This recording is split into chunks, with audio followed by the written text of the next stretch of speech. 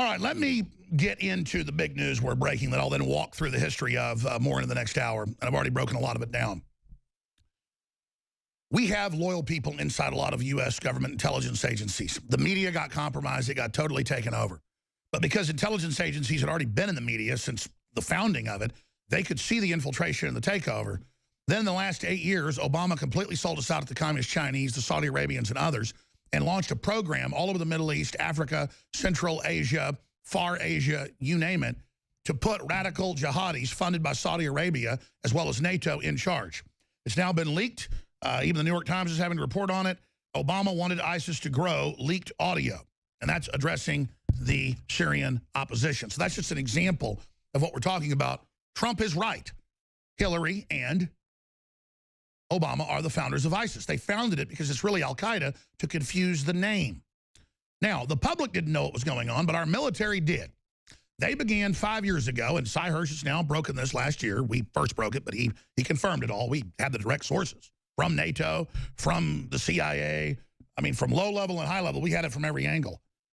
And so the Russians basically came into Syria because the U.S. military said, we're telling Obama if he doesn't back off, we're going to release the fact that we know they've been funding him, giving him missiles, you name it. Benghazi was the last straw.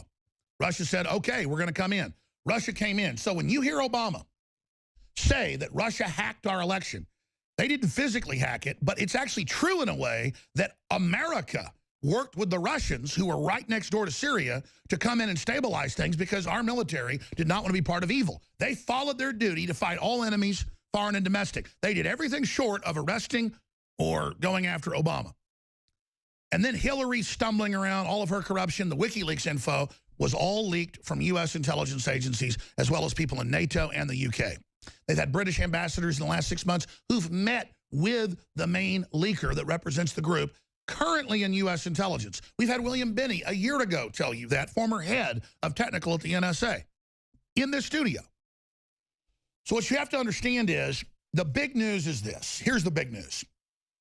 If Obama and Hillary try to keep Trump out of office, which they've been doing continually with 16 days left, and they keep claiming that Russia hacked power plants to turn the power off on the East Coast, and that's admittedly a hoax and all the rest of it, if they try to escalate and try to cook something up to arrest Trump or kill Trump, which they're currently looking at doing, then WikiLeaks and others are going to release information that is Obama and Hillary and the CFR in meetings with Kerry and Hillary in the meeting with the CFR, basically telling Obama what to do, rebranding it as ISIS. Then I was told that by high-level Pentagon sources, some of them on air, like Colonel Schaefer, who has so much courage. You know the stuff he goes through when he comes on the show. I mean, he's threatened every time.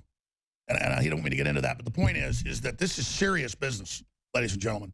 Serious business. And so here's the big story. We're in a death battle for the Republic. All over the world, people are waking up to globalism. And WikiLeaks and others are about to release incredible bombshell info if Obama and Hillary and all the rest of them don't back off and let us restore our Republic.